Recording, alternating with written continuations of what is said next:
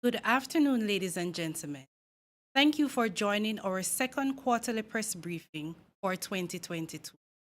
Today, our Director General, Ms. Carol Coy, will be highlighting key indicators for the last quarter of 2021 to March 2022.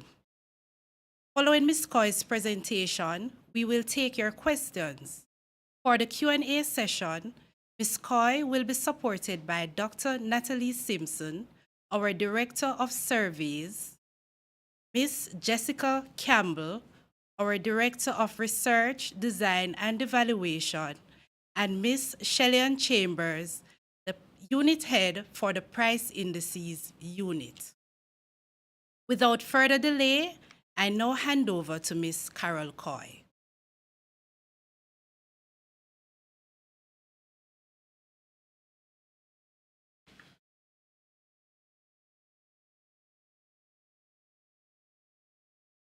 Good afternoon, ladies and gentlemen. Welcome to our quarterly press briefing, where we will be highlighting key indicators, as was said by Mrs. Green, from the fourth quarter 2021 gross domestic product and the March 22 consumer price index, as well as today we will release the January to December 2021 international merchandise trade statistics and the January 2022 labor force survey results. Going on to the gross domestic product for that fourth quarter. During the fourth quarter of 2021, and that is October to December, the Jamaican economy continued to show signs of recovery from the negative impacts of the COVID-19 pandemic, which began in 2020. Total value added grew by 6.7% relative to the comparable quarter of 2020. Increases were recorded for both the services and goods producing industries of 9% and 0.5% respectively. The performance of the economy was positively impacted by the relaxation of some COVID-19 measures, including the easing of global travel restrictions and reduced curfew hours. Favorable weather conditions also contributed to the growth in economic activity, particularly in agriculture. The performance of the services industry was the result of increased activities in all industries, with the exception of the producers of government services. The hotels and restaurants industry grew by 79.5%. This industry was impacted by a 184% increase in foreign national arrivals, primarily due to the relaxation of global travel restrictions. Other industries that grew were the wholesale and retail trade, repairs, installation of machinery and equipment, which went up by 10.6%. This was due to higher output levels in agriculture and the construction industries, as well as the relaxation of curfew hours. Other services grew by 10.4%, due mainly to growth in the recreational, cultural, and sporting activities sub-industry. And this segment was impacted by an increase in tourist-related activities, where there was a 167.5% increase in stopover arrivals. Transport, storage, and communication was up by 10.1%.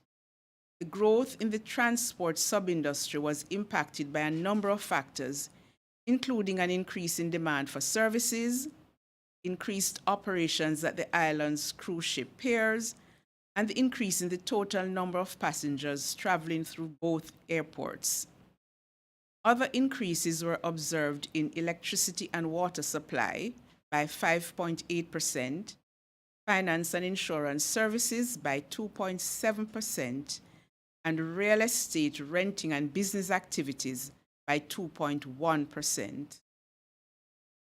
The goods producing industries increased by 0.5% due to higher output levels in agriculture, forestry, and fishing of 13.8% and construction 5.9%. However, manufacturing and mining and quarrying declined by 2.2% and 60.5% respectively. The performance of the mining and quarrying industry was influenced by lower output of alumina, primarily attributed to reduced activities at the Jamaica plant as a result of the major fire in August 2021. When compared to the third quarter of 2021, which is July to September, the total value added grew by 1.4%. This was the sixth consecutive quarter of growth since the 15.6% decline in the second quarter of 2020. Preliminary estimates indicated that total value added for the Jamaican economy grew by 4.6% in 2021. And this performance reflected some levels of recovery from the impact of COVID-19. Both the services and goods producing industries grew by 4.7% and 4.3% respectively. We will now turn to the March Consumer Price Index, and as we know, the CPI measures changes in the general level of prices of consumer goods and services purchased by private households. The inflation rate for March 2022 was 1.6%, and this was due mainly to a 1.9% increase in the index for the heaviest weighted division, food and non-alcoholic beverages. The two groups within this division, food and non-alcoholic beverages, registered increases of 2% and 0.6% respectively. Food was mainly impacted by higher prices for tomato, cabbage, onion, and sweet peppers. Other notable increases were in the classes meats, due to higher prices for chicken and other meat products, and fruits and nuts.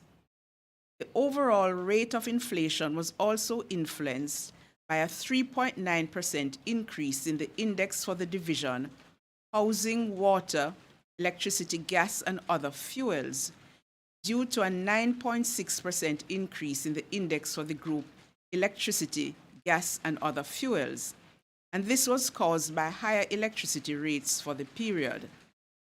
However, the increase in the division was tempered by a 1% fall in the index for the group water supply and miscellaneous services to dwelling due to reductions in water and sewage rates.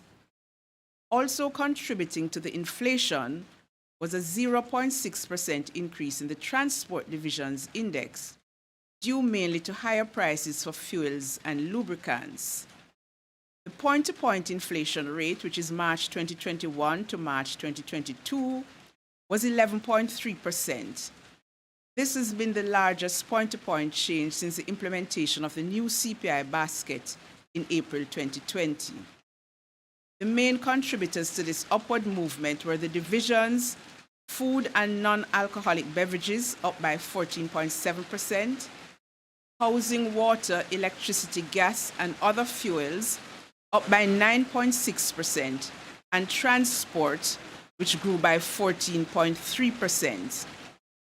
The increase in the index for the division food and non-alcoholic beverages was mainly attributed to higher prices for items such as tomato, lettuce, and yam, which resulted in a 22.1% increase in the index for the class vegetables, tubers, plantains, cooking bananas, and pulses. Also impacting the division's movement was an increase of 18.3% in the index of the class meat and other parts of slaughtered land animals. Impacting the division housing, water, electricity, gas, and other fuels was a 20.9% increase in the index of the class electricity, gas, and other fuels, resulting from higher rates for electricity. Higher prices for all petrol products and an increase in bus, route taxi, and hackney carriage fares in August 2021 resulted in the 14.3% increase in the transport division's index. For the 2021-2022 fiscal year, the inflation rate was 11.9%. Turning now to the scheduled release of the International Merchandise Trade for 2021. Jamaica's total spending on imports increased by 25.4% for January to December 2021. Total imports were valued at $6 billion compared to $5 billion in 2020. This increase was largely attributable to higher imports of raw materials, intermediate goods, which went up by 24.4%, fuels and lubricants, which increased by 65%, and consumer goods, which increased by 12.3%. It must be noted, however, that expenditure on imports for the year was still below that of 2019, which was prior to COVID-19. It was 6.7% below the amount spent in 2019. Total export earnings in 2021 were valued at $440.5 million, an increase of 15.2% relative to 2020. Exports of mineral fuels, which rose by 75.5%, was the main contributor to this increase. Despite the increase in earnings from total exports in 2021, revenues was 12.9% below that of the pre-pandemic period in 2019. Earnings from domestic exports increased by 10% to $1.3 billion, and this was due to a rise in exports from manufacture and agricultural industries, which increased by 30.8% and 8.1% respectively.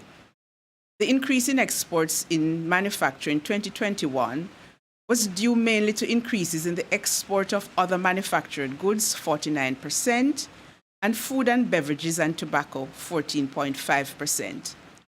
Over the past 3 years, the manufacturers' industry share to total domestic exports moved from 30.8% in 2018 to 56.3% in 2021. Increased exports of yams, other fruits and beverage crops, and coffee were the main contributors to the increase in the agriculture industry. Exports of yam increased by 4.4%, while earnings from fruits and beverage crops and coffee rose by 34.3% and 8.9% respectively. Earnings from the mining and quarrying industry amounted to $465.2 million, a decline of 10.6% when compared to 2020. Exports of both alumina and bauxite declined in 2021. We will now turn to the January 22 labor force survey. And as is usual, STATIN conducts a quarterly labor force survey designed to produce official national statistics on the labor market, including the number of persons employed, unemployed, and outside of the labor force. Today's release highlights the findings of the January 2022 labor force survey. We will start with the employed labor force. In January 2022, there were 1,257,100 persons employed in Jamaica.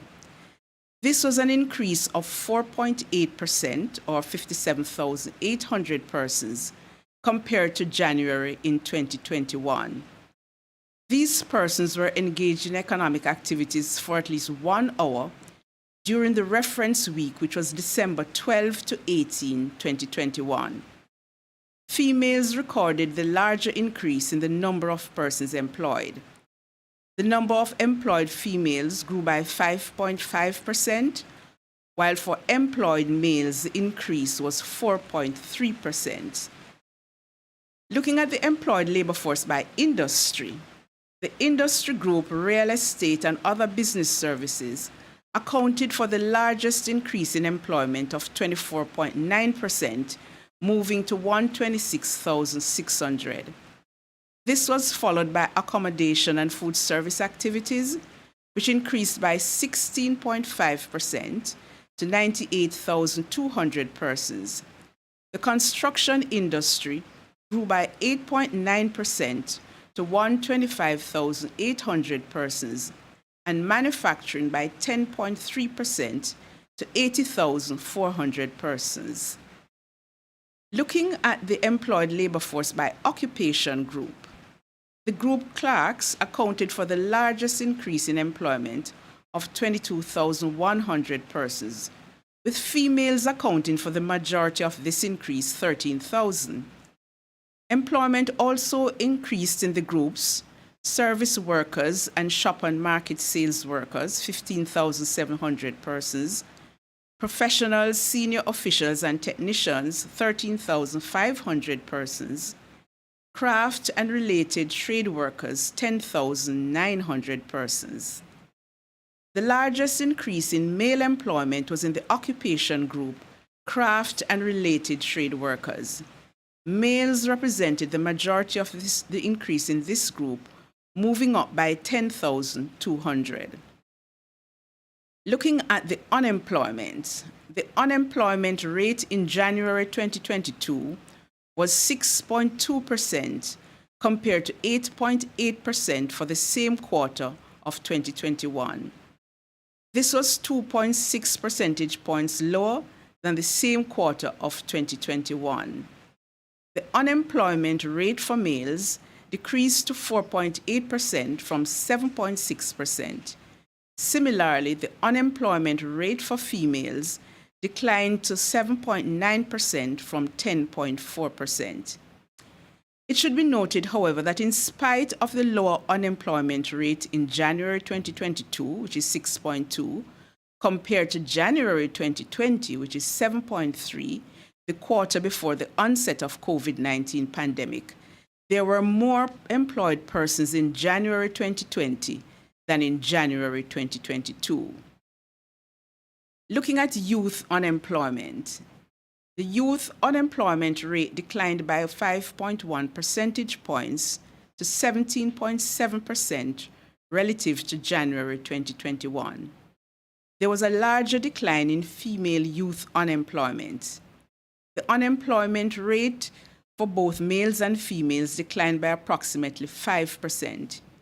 Male youth unemployment was 14.5%, while for females it was 21.8%.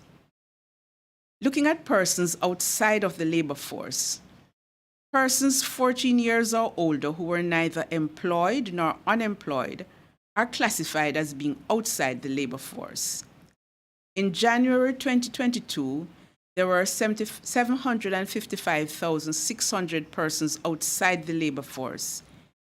Males outside the labor force declined by 8,000, while females declined by 14,400. Looking at the overall size of the labor force, there were 1,340,600 persons in the labor force in January 2022. This represents an increase of 1.9% or 24,800 persons compared to January 2021.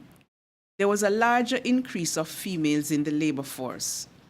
While the male labor force increased by 9,200 persons, the female labor force increased by 15,600 persons. The increase in females represented 62.9% of the total increase. I will now give an update of the 2022 population and housing census. Preparation for data collection for the 2022 population and housing census has intensified. We recently completed the first round of the recruitment for the census field worker, where we invited persons to apply for the post of census taker and census supervisor.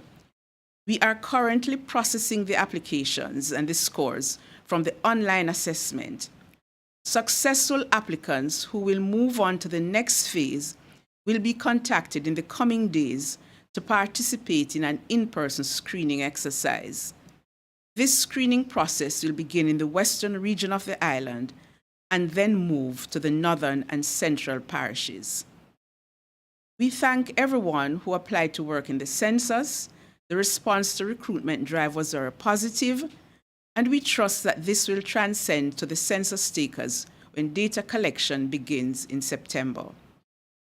In closing, I take this opportunity to acknowledge the work of the management and staff of the Institute. STATIN thanks the respondents who continue to take time out of their busy schedules to participate in our household and business surveys. We reiterate the need for continuous participation in our surveys.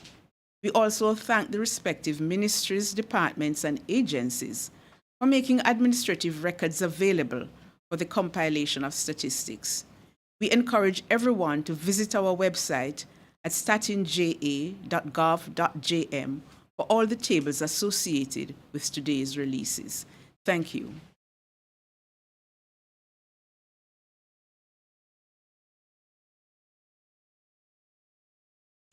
Thank you, Ms. Coy, for your presentation. We will now open for questions. Please use the raised hand icon for the questions, and when you are identified, you can begin your questions. Thanks.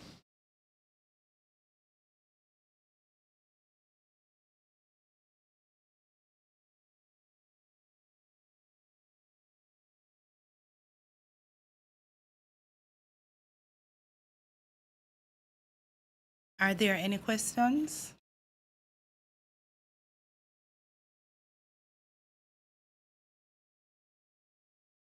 Douglas?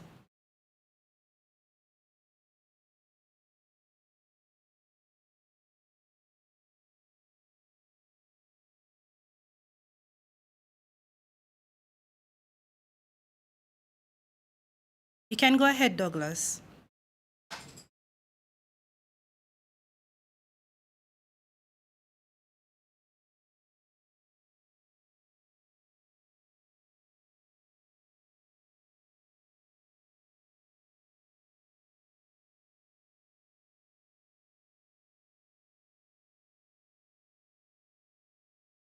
Okay, I think that question is for Ms. Coy.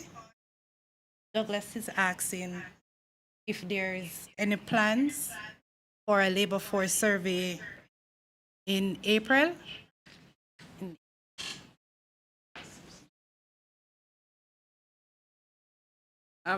The April labor force is actually currently in the field. We will also be doing a July labor force. It's the October labor force that will be impacted by the census.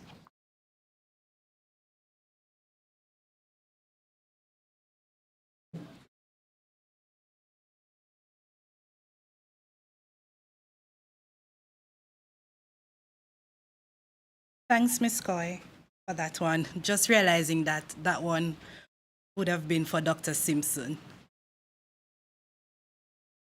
Are there any other questions? Oh, Douglas again has another question.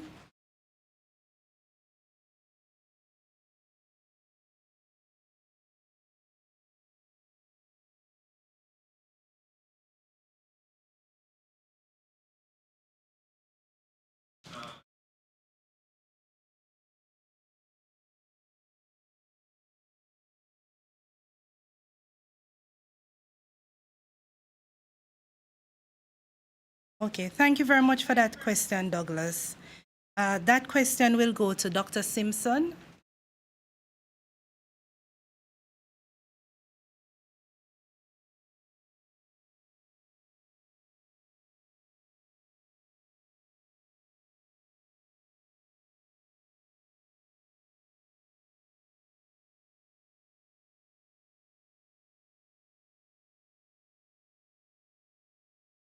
Okay. Dr. Simpson?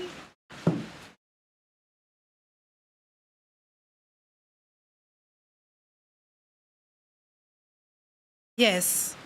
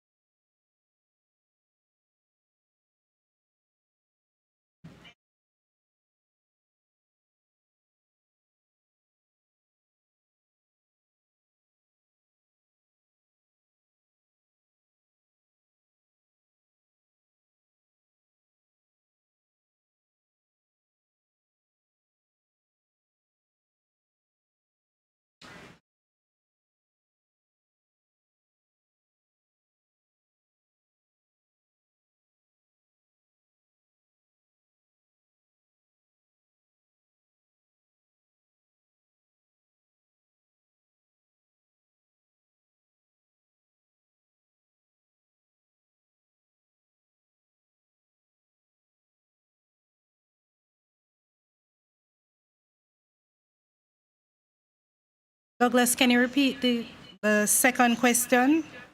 I think it was a follow-up on the first one, Dr. Simpson. Right.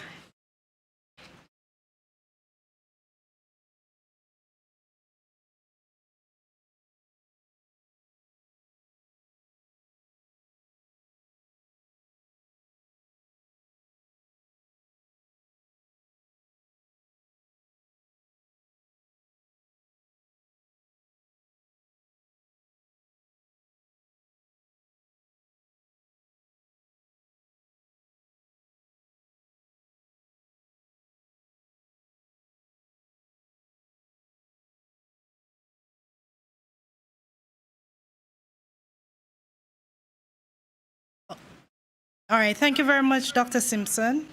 Are there any other questions?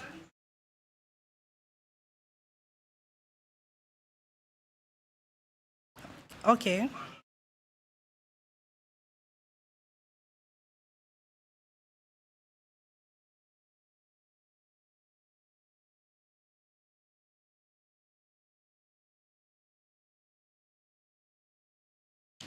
Okay, thank you very much for that question.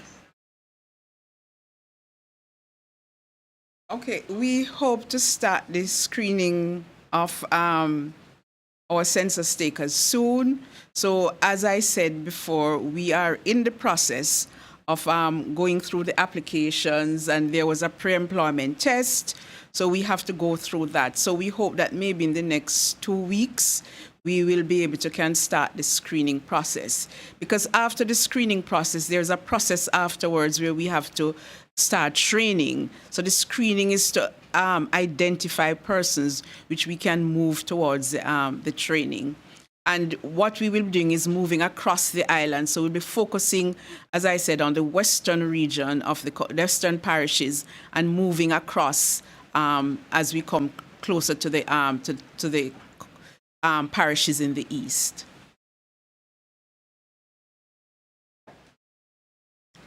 Thanks, Ms. Coy. Are there any other questions?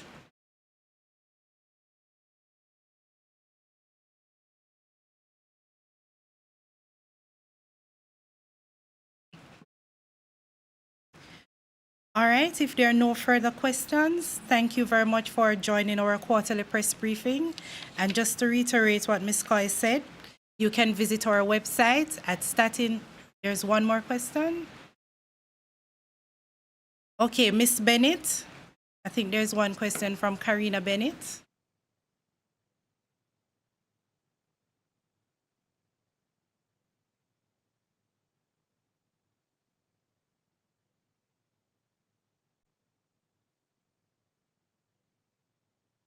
You can go ahead, Karina.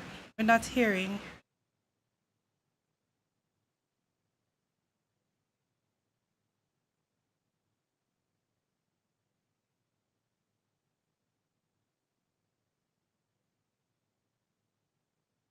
Karina, can you please unmute your mic, please?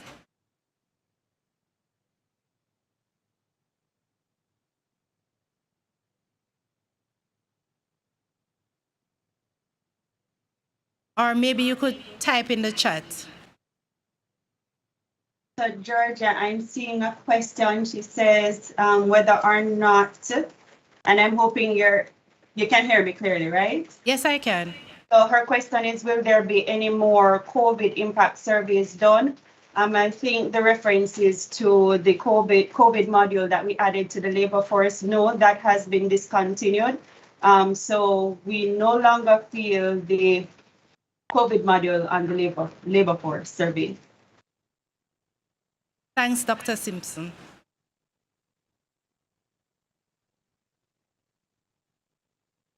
Are there any other questions? No?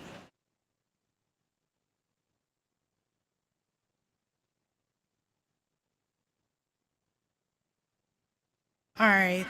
Thank you very much. All right. So we invite everyone to visit our website at statinja.gov.jm for all the tables associated with today's release. Thank you very much, and do have a wonderful day.